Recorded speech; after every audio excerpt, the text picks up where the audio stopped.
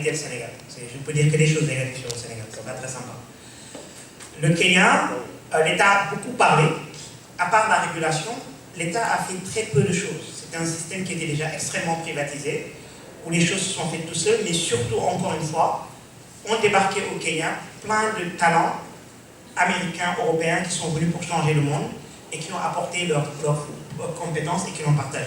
Donc au Kenya, ça s'est fait vraiment par l'importation des expats.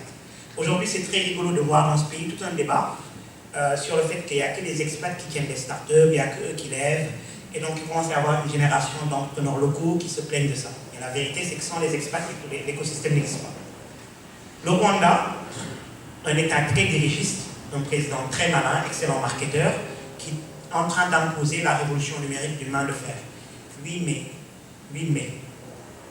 Quand il ne sera plus là, est-ce que ça va s'effondrer ou ça va continuer réellement? En tant qu'investisseur, par exemple, qui investit sur un horizon de 10 ans, c'est une question très importante pour eux. On ne sait pas, on verra. La réalité, c'est que l'État est en train de le faire de manière extrêmement dirigiste et ça pose des questions sur la force et la viabilité du phénomène. J'avais pris 4 pays pour faire un exemple. Le Cameroun, le pays où l'État est une catastrophe pour l'économie numérique, fait littéralement tout pour casser l'économie numérique. Et pourtant, c'est à mon avis le pays où il y a aujourd'hui le plus beau réservoir de talents numériques sur le continent africain. Parce qu'ils ne comptent pas sur l'État, parce qu'ils se forment tout seuls, parce qu'il y a une culture de l'auto-formation qui n'existe pas dans un pays comme le Sénégal. Parce qu'il y a un système éducatif de base, primaire et secondaire, qui est vraiment très solide, mais qu'au-delà, ces gens se forment tout seuls. C'est peut-être un de ces rares pays qui est à la fois anglophone et francophone, qui a pris le meilleur des deux mondes, mais en termes de réservoir de talent, on trouve très peu de choses comparables. Et j'y crois beaucoup plus, par exemple, qu'à ce que je vois au Rwanda. Et enfin, un pays comme le Bénin, où, à part l'État, rien n'existe, littéralement. C'est un des pays les plus étatistes que j'ai fréquenté, que j'ai pratiqué. Et où l'État a une immense volonté de faire des choses. Mais où il y a une absence de secteur privé catastrophique. Et où l'État est probablement en train de faire les bonnes choses aujourd'hui, mais où ça ne marchera pas tant que le secteur privé n'aura pas émergé pour le prendre en charge. Donc mon discours peut-être ici consistant, c'est que pour que ça marche, il faut que ce soit quelque chose qui est porté par des initiatives civiles et privées, et très probablement que l'État se contente des grands domaines où les fondamentaux relèvent probablement de sa réglementation, et le reste du temps nous laisse l'espace libre. Et c'est là que j'entre en porte-à-faux avec Tidiane qui a écrit la stratégie de l'économie numérique du Sénégal. Et elle devait se résoudre à laisser les tranquilles.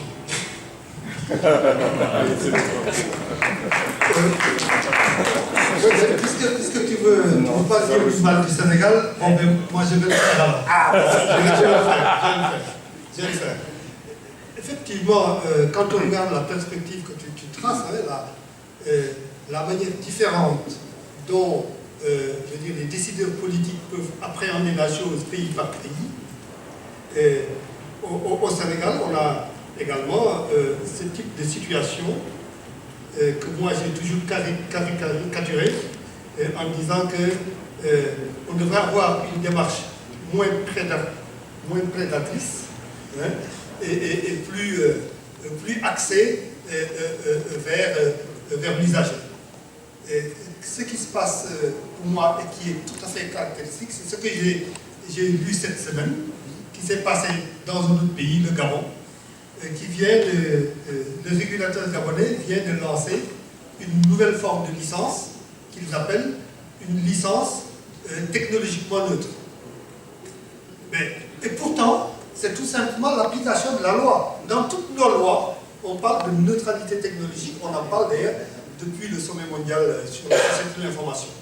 Ils l'ont mis en œuvre, et donc les nouvelles licences au Gabon, qui viennent d'être attribuées à tous les opérateurs gabonais, c'est désormais une licence technologiquement neutre. Ça veut dire qu'il n'y aura plus ces rounds éternels sur la prochaine génération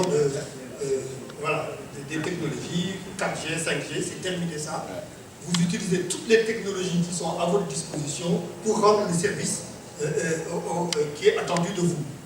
Et je pense qu'effectivement, en ayant des politiques, je cite cet exemple-là, des politiques de la sorte, où on va arrêter on va dire de pomper voilà, la vache et avoir une politique beaucoup plus intelligente, hein, je veux dire, en termes de retombées à long terme, avoir des visions un peu plus à long terme. Effectivement, il y a un certain nombre de choses, les deals que nous souhaitons dans nos pays avoir avec les opérateurs de télécom, on pourra les avoir à ce moment-là, puisqu'on va viser des politiques extrêmement ouvertes,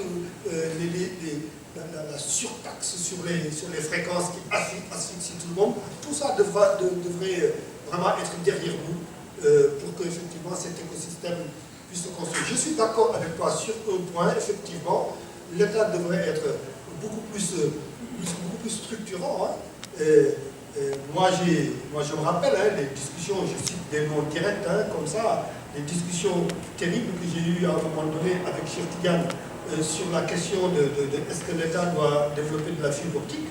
Bon, ça a été très tendu au début, mais avec nos amis de la Sonatel, après, petit à petit, on a vu que, bon, mais why not, on pouvait faire cela, sauf si, effectivement, bon, on ne continue pas ad vitam aeternam dans ce type de politique. Aujourd'hui, le Sénégal a une sorte de foisonnement absolument incroyable en matière de fibre optique.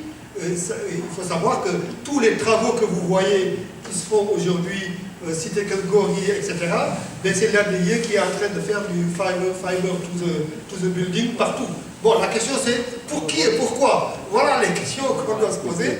Et donc, aujourd'hui, dans nos pays, il nous faut un pilote dans l'avion. Il nous faut un pilote dans l'avion, ce pilote n'est pas là. Mais je pense qu'il y a un certain nombre d'atouts qu'on pourra certainement voilà, récupérer et fructifier si on se met à piloter. Bien sûr, je vais rester avec vous. Je sais que vous avez adopté une démarche inclusive pour la mise en place de la stratégie Sénégal numérique 2025. Vous avez rencontré beaucoup d'acteurs de l'écosystème. On sait qu'il y a beaucoup de jeunes qui créent dans ce domaine, qui créent des applications, qui veulent se lancer seuls dans ce domaine. Et on sait également que le Fonds de développement des services universels des télécoms, qui découle de la Codex, ne va pas que 90%, 95% de ce fonds-là aille à l'énergie. Pourtant, le président, en inaugurant le siège d'Atos, a demandé que 80% de ce fonds aille à l'innovation. Une aubaine pour les PME, pour les TPE du secteur. Qu'est-ce qui fait que jusqu'à présent, que cette annonce n'est pas matérialisée, n'est pas concrète? Oui, pour moi, c'est toujours le problème du pilote. Il n'y a pas de pilote dans l'avion, tout simplement, puisque effectivement, nous avons vécu ça ensemble lors de l'inauguration de Atos. Moi-même, j'avais pris la parole pour poser la question au président Macky Sall et je lui ai dit est-ce que vous seriez d'accord pour que 100% de la Codex, alors c'est une sorte de surtaxe sur le secteur des télécoms qui représente, bon an mal an, entre 25 et 30 milliards par an. D'accord? Quand on regarde le financement de la stratégie numérique, la partie dédiée au financement des projets pour les entreprises sénégalaises, mais ça avoisine à peu près l'équivalent de 15 à 20 milliards par an. Ça veut dire que donc, nous avons les capacités, nous avons l'argent pour financer l'entreprise TIC sénégalaise. Nous avons cet argent. Le problème, c'est que, évidemment, le président a dit, écoutez, d'accord, voilà, je suis d'accord avec vous, il a demandé, donc publiquement, au ministère et aux régulateurs de prendre les mesures pour que 80% de ce montant soit désormais dédié exclusivement au financement du numérique. Bon, ça fait quoi? Ça fait déjà 1 an. Normalement, une telle décision publique devrait être rendue opérationnelle immédiatement, mais bon, on attend qu'il y ait le pilote pour pouvoir faire ça. Bon, donc voilà un peu la situation. Je pense qu'au plus haut niveau, il y a voilà, je crois que quasiment la prise de conscience s'est faite, mais entre la prise de conscience et la réalisation sur le terrain, il y a un boulevard. Moi, je discute notamment dans le cadre de Optique avec notamment son président Antoine Gomme, qui régulièrement réinterpelle le gouvernement tout le temps sur cette même question. Mais voilà, il n'y a personne en face, ni au niveau du ministère chargé des TIC, ni au niveau de la primature, pour prendre en charge cette injonction du président de la République pour mettre ça en place, quoi. Donc vraiment, la question est à notre niveau. Il faut aussi qu'on se prenne un peu en charge.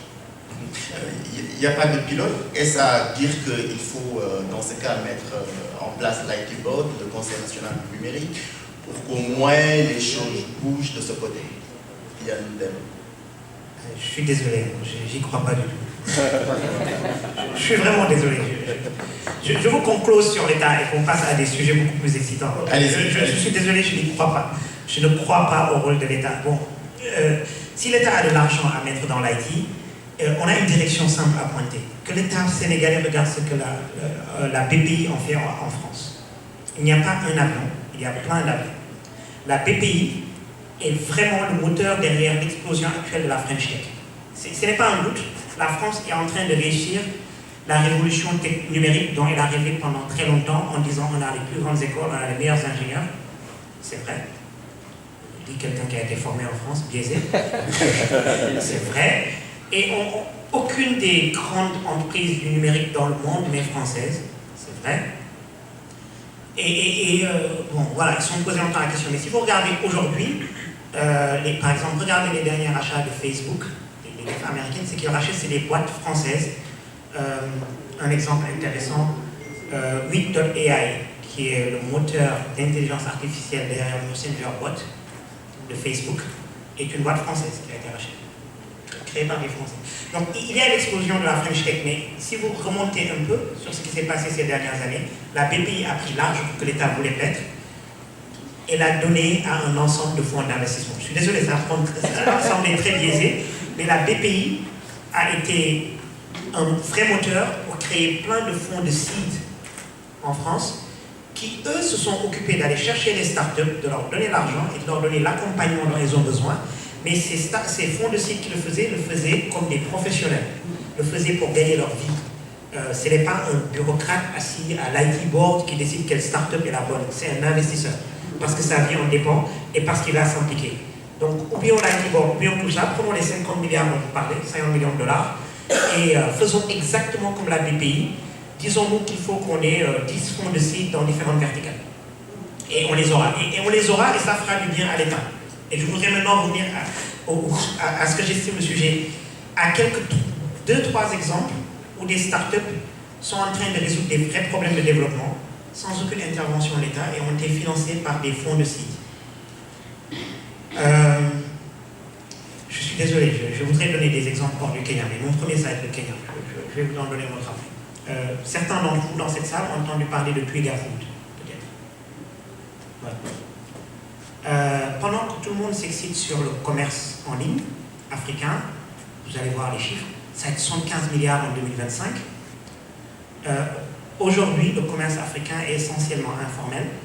C'est essentiellement des petits kiosques dans les rues des grandes villes africaines. Et c'est 95% du commerce africain qui représente 1200 milliards de dollars. C'est 1000 milliards de dollars qui sont là et qui sont dans de l'informel. Et il y a un certain nombre de startups qui disent, ok, allons voir ce secteur informel et essayons de résoudre leurs problèmes. Depuis que je suis né, j'entends l'État faire des séminaires sur le secteur informel. Que fait Twiga? Il dit, le problème de ces gars-là ont un problème, leur supply chain est cassé.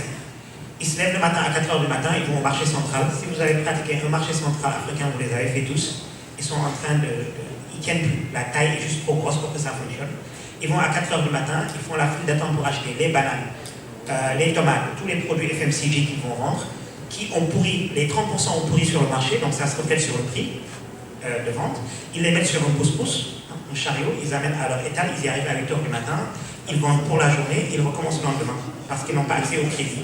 Ils n'ont pas accès à beaucoup de choses. Et Twiga leur dit, moi, parce que vous avez le mobile money maintenant, je peux faire un réseau de petits entrepôts dans la ville que j'optimise et je vous fais livrer par un moto qui est un moto-taxi le matin ce que vous avez commandé la veille sur votre téléphone portable.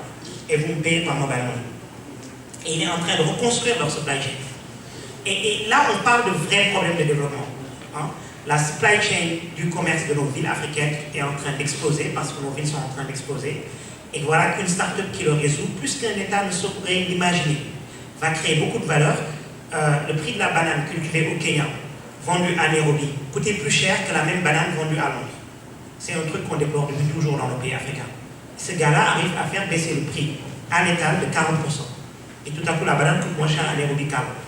Donc pour moi, c'est un vrai indicateur. Je mets au défi un État africain qui est capable de résoudre ce genre de problème.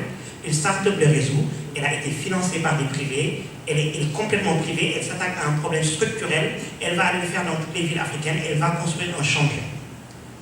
Deuxième exemple que je veux prendre, et peut-être je vais m'arrêter après parce qu'on me souvient qu'on a des problèmes de temps, la mobilité. On a fait plein de séminaires sur la mobilité urbaine en Afrique. On a fait, mais à ne plus en faire. Depuis quelque temps, les startups africaines essaient de faire du mobile ticketing. Parce qu'évidemment, dans nos villes, le réseau de transport n'est pas la RATP. Ce n'est pas un réseau qui est géré de manière centralisée, c'est des réseaux distribués, des agents libres qui sont des auto-entrepreneurs qui conduisent leur Tata sur la ligne Dakar-Pékin. C'est très difficile d'optimiser ça. Mais on a fait du mobile ticketing. Et puis le mec qui fait la plateforme de mobile ticketing réalise qu'il a deux informations capitales. Il sait où sont les clients qui veulent aller où. Il sait où sont les cars. Et tout à coup, il reprend toute l'organisation du réseau, il fait du dispatch.